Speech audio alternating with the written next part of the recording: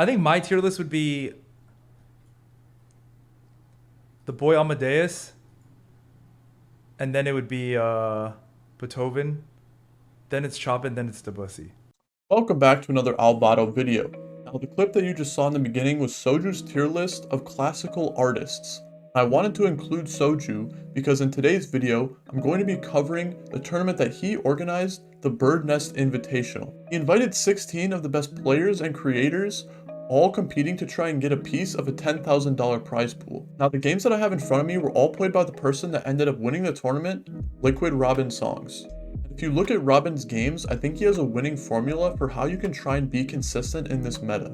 If you take a look at his games, we can see that he played a Kaisa game, a Laser Core game, a game where he played 7 Star Guardian Talia because he just had to make the best with what he had, a 4 Ace game, a Viego game, and then another Laser Core game. So maybe look at your past 6 games and use the 6 games that Robin played as a reference to try and see what you can be doing better.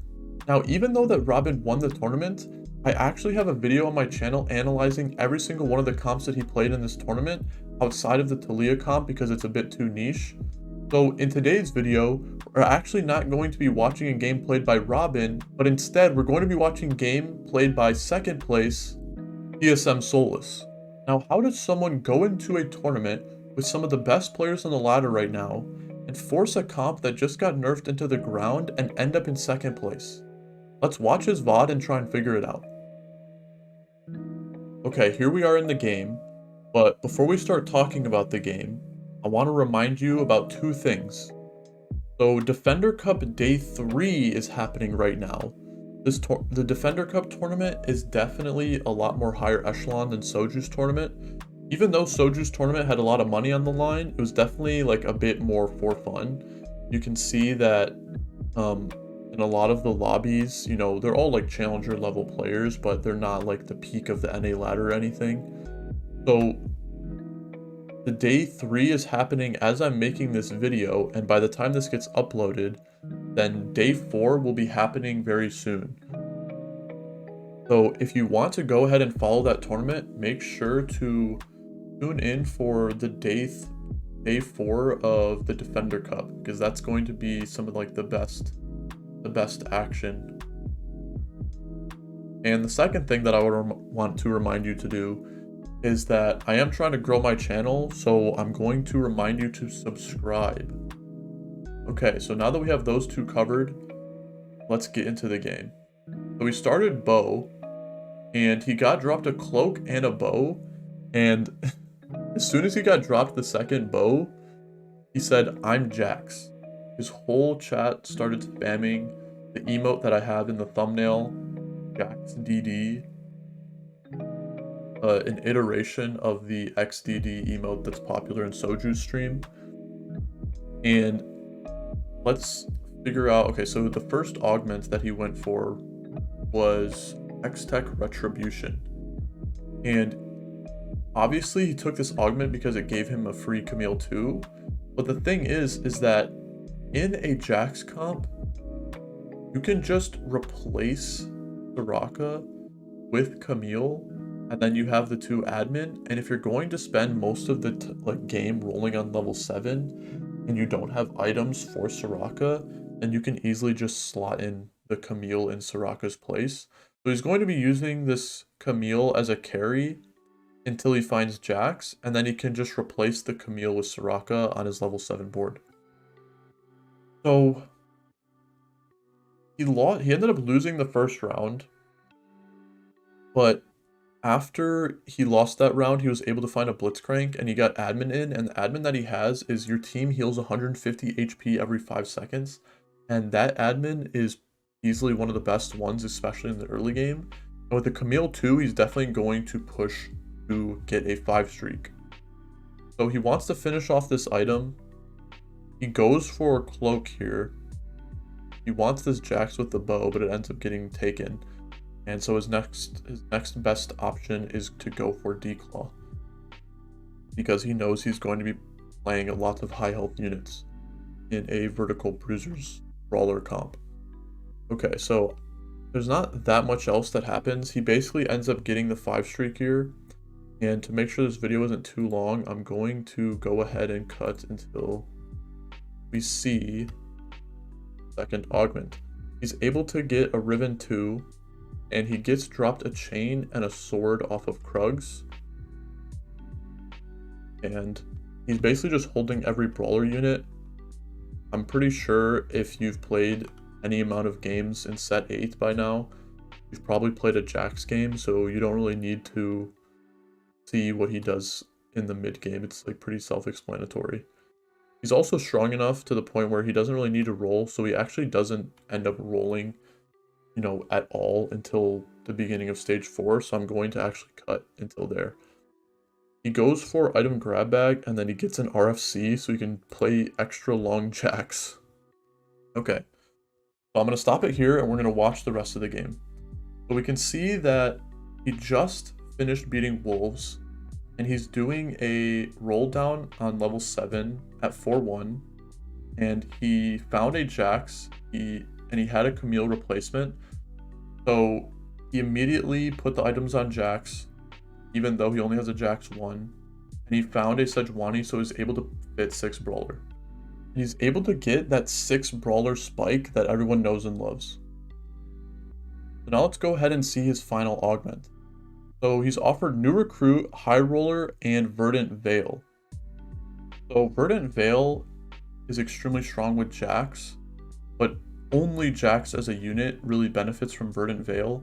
So it's not that strong of an option because you're not really getting the power of like a prismatic augment. And then he doesn't want to go for New Recruit because he essentially doesn't need to add any more units on his board. He's not going to go level 8 for a while, and so because the reason is like he doesn't need to actually add any more units. He has like his entire comp. So he also needs all of the gold for upgrading this Jax, like getting this Jax to Jax 3.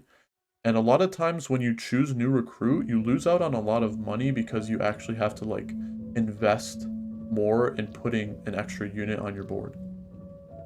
So he ends up going for loaded dice, and he instantly uses one of the dice on Jax because he had Jax pair and he had a really high chance of finding a second Jax. So he's able to make the Jax 2, and then he sits on the loaded dice because he's going to use the dice at a later time when he's above 50 gold or after the end of his roll down, whenever he chooses to make that roll down. I'm going to go ahead and try to explain how loaded dice works, but it is somewhat complicated, so you're going to have to bear with me. But essentially, if you use a loaded dice on a unit, let's say Jax, then your shop can only be traits from the unit that you use the loaded dice on. If you use it on Jax, then you can only see brawler units and you can only see mech units. Now, a lot of people often get hung up on the fact that you really want to loaded dice a specific unit to increase your odds of finding one unit. There's a really good example in this situation because you can see that he has a Draven in his shop currently. Now, if you were to go to tactics.tools, look up loaded dice odds, and try to figure out the best odds for finding Jax, it would say Draven. If you use the loaded dice on Draven, then the only 3-cost mech, or the only 3-cost unit that you can find when using the loaded dice on Draven is Jax, because there are no 3-cost aces. If you look at the odds at the bottom of the screen for the units that you can find in a shop, it's 19% 1-cost, 30% 2-cost, 35% 3-cost, 15% 4-cost, and 1% 5-cost. So if you use the dice on a Draven, you have the highest chances of finding Jax because there's no other 3-costs that you can find other than Jax. But if you use the loaded dice on Jax, Riven is also a brawler, so you're going to be finding some Rivens, which lowers your odds of finding Jax. But the thing is that Solus uses his brain, and he knows that he doesn't only just want to find Jax, he wants to find every unit on his board. So you can see he uses another loaded dice on Jax, and the reason why he's doing that is because once you have a unit 3-starred, you cannot find that unit with loaded dice anymore. So the highest chances of finding Riven was to use it on Jax in that spot. And that's also like exactly why he doesn't loaded dice on Draven, because he wants to find brawler units. He's playing a comp with 6 brawlers. He didn't have Sejuani 2 yet. He didn't have Riven 3 yet. You use a dice on Draven, sure, you might get like a couple more Jaxes, but you don't care about any of the Samiras or the sets or the misfortunes that you're gonna find. You're never gonna put any of those units in your comp. So essentially, yes, there are better odds for specific units, but you need to also make sure that you're thinking clearly when you use a loaded dice. This is like exactly one of the reasons why it makes, like, you know, a player like this so high level, because they know exactly how to act in every situation. And in this situation, it made more sense to use the dice on a unit that would benefit your entire team, not just use the dice on a unit that has the highest odds for a specific carry that you're looking for. Okay, so that was a lot, and there was a lot that happened in between them, but essentially what he was talking about is this comp is a front to back comp, right? If they get through your front line and they kill your Jax before you get through their front line and kill their back line, then you're going to lose. So he really prioritized items on Riven and Jax because that is, you know, the strongest units that he has in his comp right now. He's able to make it to level 8, and he chose to not make a laser core spat or a art spat because he thought that it was not going to be worth it. So he waits until he levels up and he's able to fit in this A soul to make Shojin. He could have made Shojin for I think 3 turns now, but he didn't really have a unit to put it on. He could put it on like Sejuani, but it's like not super important.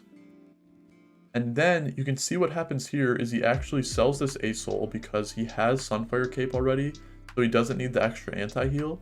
And he prioritizes Vel'Koz because he knows he's fighting a Viego player, and if he can utilize the Vel'Koz ult to stun the Viego for 1 extra second, then it has a lot better chance of him killing the Viego. And you can see exactly how he imagined it. It happens right there. The Viego jumps in, the Vel'Koz stunned it, the Jax jumped on the Viego, 1-tapped the Viego, and it's pretty easy to win out from the game from the spot. Okay, so a quick recap on what the lobby looks like. There's 4 people left. There's Robin with Viego. There's Kurum with the Kaisa comp. There's Melk with Laser Core Zed. And then there's Solus with this Jax. So he's fighting Kurum, and let's see how he positions against him. You can see the exact placement of this Camille. It's so that he can get the most value out of this Shroud, and he has the replacement Camille on the bench. So Camille is the best unit that he can use this Shroud on, because he can continue to Shroud cheese a fight after, because he doesn't care about this Camille. He's just going to sell it afterward. And this fight was an extremely important reason and why he wins this lobby, and I want to show you exactly what that fight looked like from Kurum's side.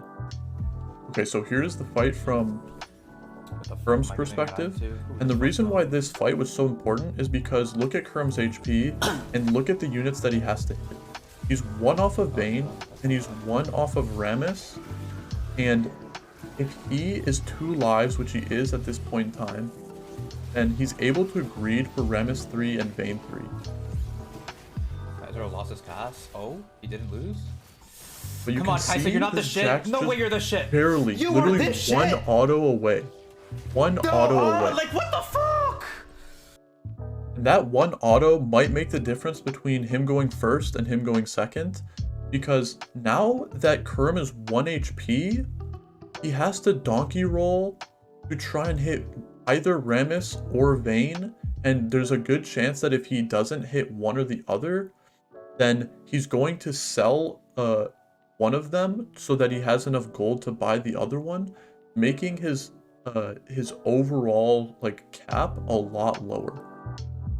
And so you can see another crazy play that Solus does here is he chooses to level to just fit an Aegis on his board, And the reason for that play is because even though he's griefing his econ, since Kurum is 1 life, all he needs to do is just win 1 round before Kurum spikes and he wins the game. And that's exactly what happens there. The 2 Aegis spike was strong enough to actually win him that round, and he seals the game with that one fight, with that one play. I can't believe he just got a first place with one of the worst units in the game right now. I'm excited for how the meta continues to evolve. If you like the video, then like it, and I'll see you in the next one.